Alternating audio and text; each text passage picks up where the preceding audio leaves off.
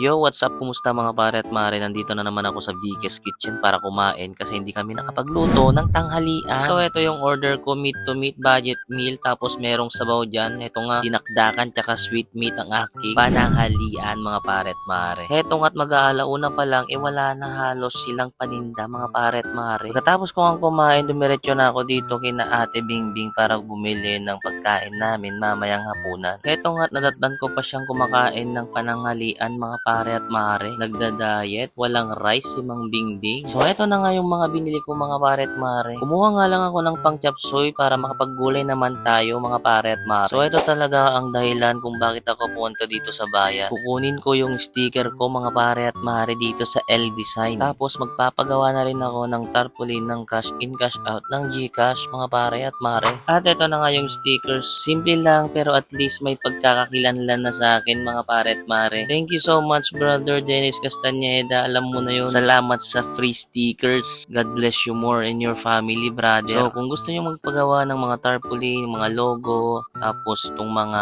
plate numbers, stickers, punta na kayo dito sa L Design. Let's go!